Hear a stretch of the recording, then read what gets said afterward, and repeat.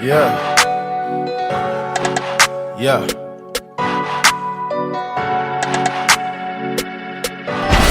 Cut it, cut it, cut it, cut it, cut it. Just leaving the fitness center at my apartment. Now we're just gonna walk around the neighborhood for a little bit. But I did about 25 minutes at 2.5 speed on a 15 incline. Burnt like 230 calories. Now I'm just cooling off because it's feeling pretty good for the weather today.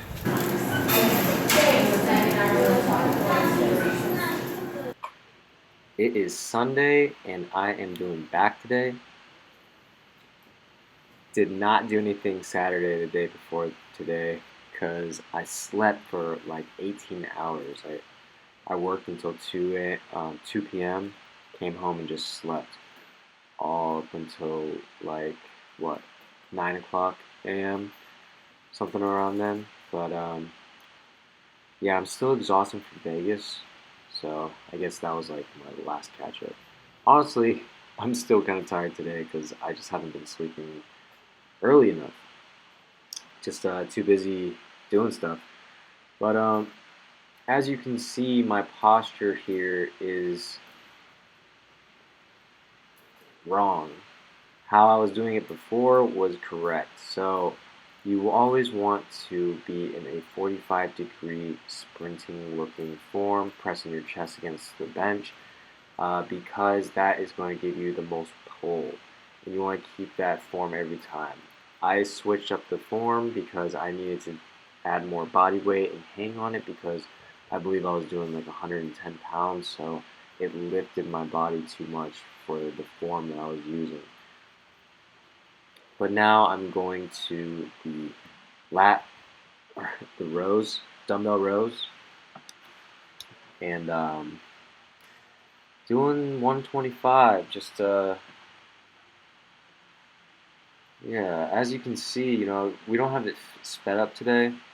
My body isn't really moving much. Like my left leg is working like a spring, but you want to find the form where you're not moving too much. Like, as you can see, like my leg, my knee that's bent on the bench, it's really not moving much.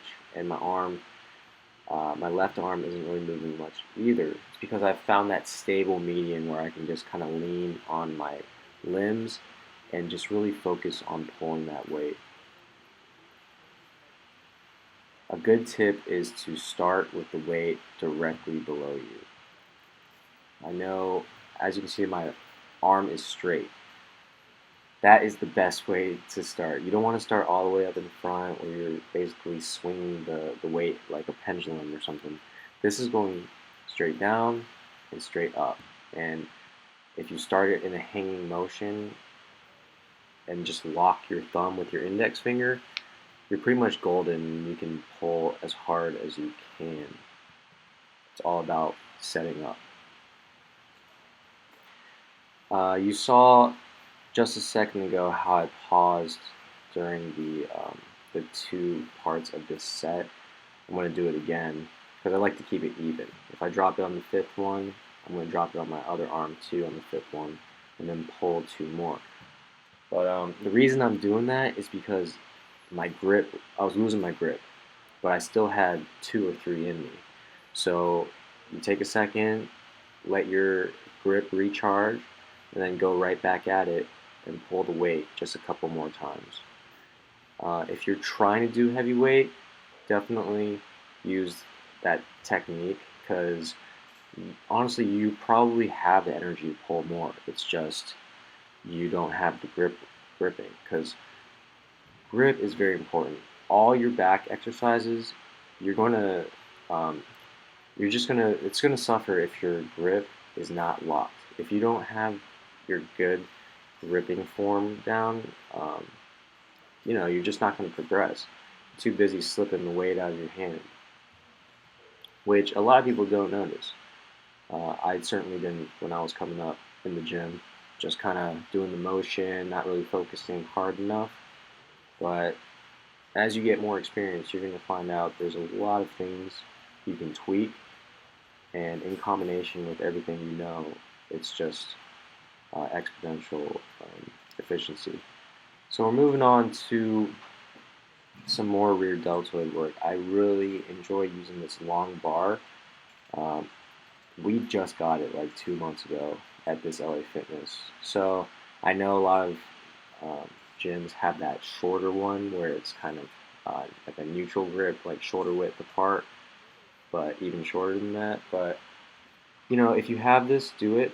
The wider the stance, the more it works the stabilizer muscles, I feel like, because it's further, your arms are spread further away from your body.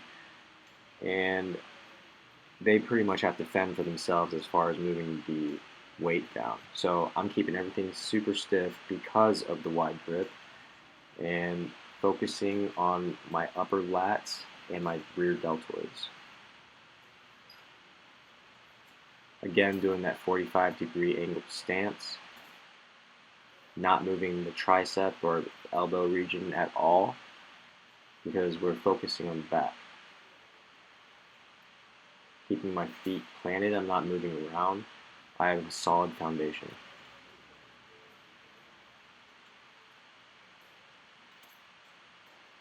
Moving on to these cable rows. Very important with the foot positioning. If you put your feet where they usually go, like to fill the cushion or the rubber that they have for you, then you're putting too much pressure on your toes, therefore your butt's not planted well enough, and that's going to take away from your pulling. So put your heel in the middle of the plate or near the top where your toes are coming off of it. This will give you maximum support. So I'm not focusing on my feet slipping or moving pressures on my toes to balance well. So now all I have to do is lean back and my butt stays on the ground and I stick my chest up all the way. So it's very important to stick the chest up the whole time. That's pretty much it for the back workout. So I wanted to do a quick Sunday workout. Did about 3 sets of everything, went heavy, did heavy progressive overload, and now finishing off with deadlifts. It's always hard for me to warm up for the first set, and the downside of these hexagon, these polygon weights with all these corners is when you let it hit the ground, they're going to go the direction that physics is telling them to go. As you can see, they just keep moving around. So I got to put 3 plates on next time. Even with added weight to do 315 altogether, it still moved a lot. So I'm convinced that you have to have 3 plates or more for it just to put, like, force into the ground and not move. So here are some tips for deadlifting. Again, just like the dumbbell rows, my arm is straight above the bar, and my feet, well, the bar is in the middle of my feet. If I'm looking down at my feet, the bar is literally hovering right above my feet in the middle. And then I have my arms straight above it, and these principles, if you do them every single time, I guarantee you will do a good deadlift, and your lower back will not round. So you want to get your feet positioning right, your arm positioning right, and then lower your lower back, and then pull.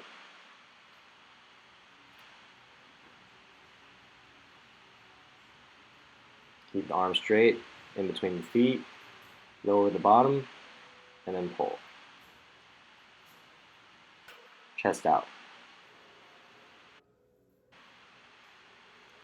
From experience, I've learned instead of trying to imagine that you're pulling upwards toward the ceiling, imagine that you're just trying to thrust your hips forward into the bar.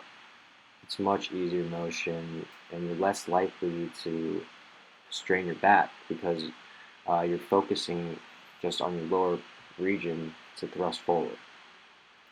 And if you keep your chest up the whole time and just think about your hips thrusting, after you've got your arms aligned and your feet in position, you should perform a pretty safe deadlift.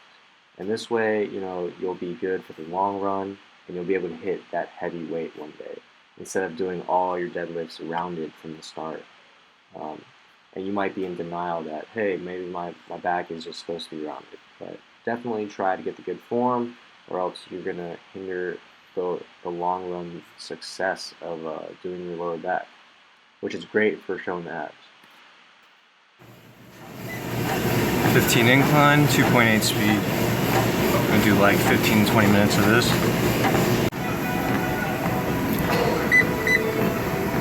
Coming up to 3 for the last 5 minutes. Alright, did a little better today. Did 0.7 miles at 3 speed on 15 incline, 15 minutes.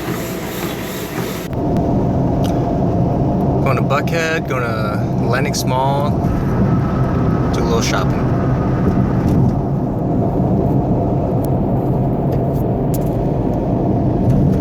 At Lenox right now. Dinah's picking stuff up at Lush. Maybe some bath bombs for a present. And I'm gonna check out some new shoes at Adidas and Nike.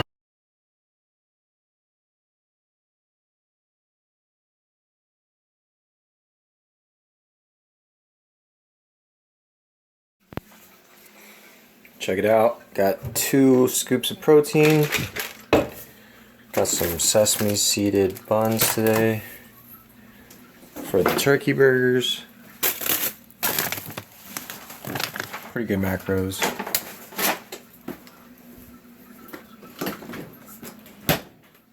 Got some Coke Zero, some 0 calorie Powerade, some yogurt, Chobani. Got some more almond breeze. And then I got omelet ingredients right over here. Got some tomatoes right there. Alright, check it out. I got 2.5 servings of medium-sized shrimp. Sauteing some shrimp real quick. Got some red pepper, and some sea salt. Looking good, looking good. Grilling out again. Got the chicken wings, got the chicken breast. Oh, we got the bag on the chicken. Got some chili powder chicken, got some red pepper flake chicken. Got some filet mignon grilling. Got some henny. Got some hen, it's the most important thing. Got some carbs. Gotta have a balanced breakfast. Got them wheat thin multigrains.